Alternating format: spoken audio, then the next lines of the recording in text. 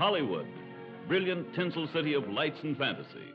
Hollywood. The 1940s, a golden era of Hollywood, filled with glimmering stars and cinematic legends.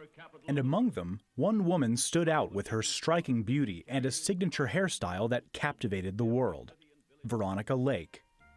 She was the epitome of silver screen glamour, a femme fatale who mesmerized audiences with her sultry look and undeniable talent. In this episode, we'll explore how Veronica Lake's peekaboo hairstyle became an unexpected concern during World War II, a time when women were stepping into roles never before imagined.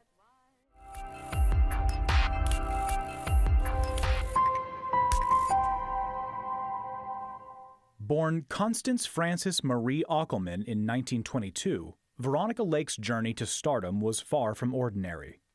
She had aspirations of acting, and after moving from New York to Hollywood, she enrolled in acting school.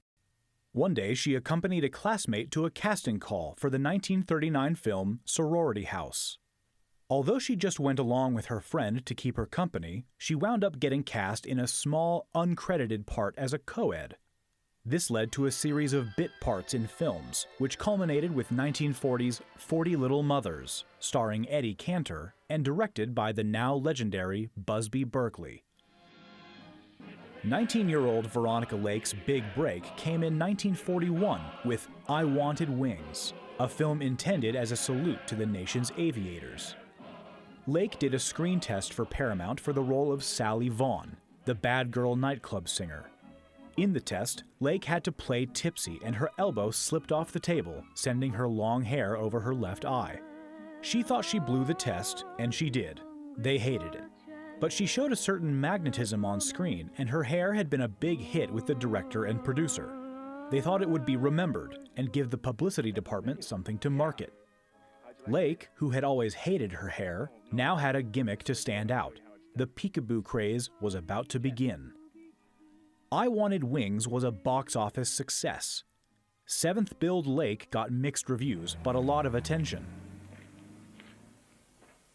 You shouldn't be out here this late, Sally. It's against regulations. I could tell them about a few regulations you've broken, Mr. Young. Get in. Never mind that. Sally, you and I are through.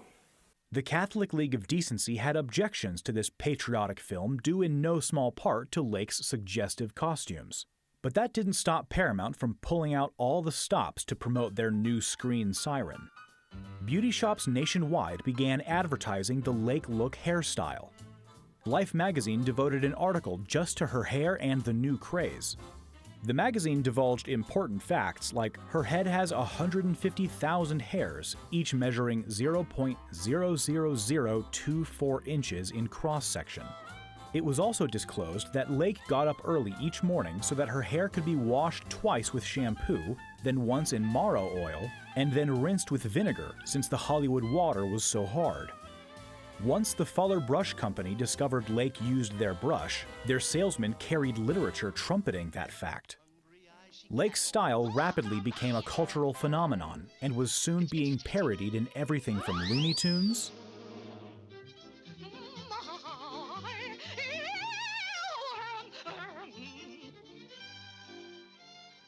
to films like the Ginger Rogers comedy, The Major and the Minor. Epidemic. Yeah, they all think they're Veronica Lake. Look.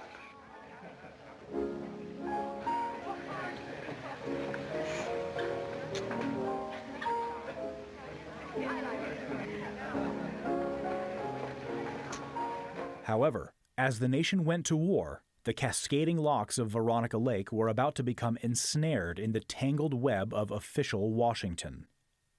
When the United States entered World War II, the fight wasn't just overseas. With men leaving for the front lines, the country faced a labor shortage. Enter the War Manpower Commission, or WMC. Established in 1942, the WMC, led by former Indiana Governor Paul V. McNutt, had one job: keep America working. With a shrinking workforce, they launched massive recruitment drives. Women, minorities, even older citizens were called to action. Training programs sprang up. Factories were prioritized. If you were needed for the war effort, the WMC would find you. They didn't just recruit. They allocated, prevented labor hoarding, stopped unnecessary job hopping. Basically, they were the HR department for the entire nation at war. It wasn't always smooth. Critics argued they were too controlling, but the WMC played a vital role. They kept production lines moving, planes flying, and the war effort rolling. The image of Rosie the Riveter became a rallying cry for the women who filled those roles. Created as a part of a wartime campaign to recruit women into wartime industries, Rosie was inspired by real-life female workers and was popularized by a 1942 song titled Rosie the Riveter. However, the most enduring image of Rosie came from the famous 1943 We Can Do It poster by artist J. Howard Miller, originally designed as an internal motivational piece for Westinghouse Electric. Meanwhile, Norman Rockwell's depiction of Rosie, which appeared on the cover of the Saturday Evening Post, reinforced her as a national symbol of female empowerment and resilience. Yet, with this newfound empowerment came unforeseen dangers. For women working in factories, safety was paramount, but fashion often clashed with practicality as many female workers adopted Veronica Lake's peekaboo hairstyle. The cascading locks that looked so glamorous on screen became a real hazard on the factory floor. Hair that wasn't properly secured could, and did, get caught in heavy machinery, leading to gruesome accidents. Officials from the War Manpower Commission reached out to Lake, asking for her help in promoting workplace safety. She appeared in a government-commissioned safety campaign urging women to wear their hair safely at work. Before the war, Veronica Lake's one-eyed hairdo established a style that swept the feminine face of the country. Veronica's witchlock received the stamp of approval from young girls the country over.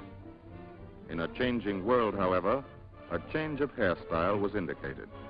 Not bad on a dance floor, perhaps, but this Lake's eye view is entirely out of place in a war production plant. Valuable time is lost on a futile gesture. Uncontrolled hair will never stay in place. The operator is exposed to the constant threat of hair caught in the machine. In addition, the rhythm of precision work can be seriously upset, resulting in faulty work. Miss Lake has now decided to put Glamour in its proper wartime place and face the world with both eyes in the clear. Her hair is out of the way, combed in a simple This small but significant action by Lake helped prevent further injuries and symbolized the shift in women's roles from Hollywood glamour to wartime necessity. Ironically, Lake debuted her new war-conscious hairstyle playing a Nazi spy in her next film, The Hour Before Dawn. Unfortunately, her new look and unsympathetic role led to some harsh reviews for the film, which was a box office disappointment. Lake herself actively supported the war effort by embarking on a war bond tour, traveling across the country to raise funds for the military.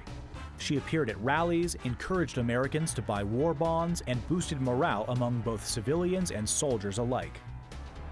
With the war's end in 1945, victory was celebrated across the nation.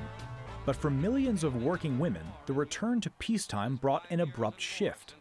As soldiers came home, many women were encouraged, or outright forced, to leave their jobs and return to traditional domestic roles. For many, it was a difficult transition. They had proven themselves capable, skilled, and essential to the workforce, yet society wasn't ready to let them stay. Throughout the early to mid-1940s, Veronica Lake made a series of film noir classics with Alan Ladd, like This Gun for Hire and The Blue Dahlia, while also demonstrating her comedic skills in Sullivan's Travels and I Married a Witch. After the war, Lake's film career faltered. In the 1950s, she transitioned to television, but then she tragically descended into struggles with alcohol and died at the age of 50 in 1973. Veronica Lake's style, mystique, and, yes, peekaboo hair continue to live on, however. From music videos like Sinead O'Connor's 1990 Cole Porter cover, to Kim Basinger's Oscar-winning role in L.A. Confidential, you're the first man in 5 years who didn't tell me I look like Veronica Lake inside of a minute. To Vogue magazine today, Lake's impact is still being felt. Thanks for joining us. Don't forget to like and subscribe and leave a comment below.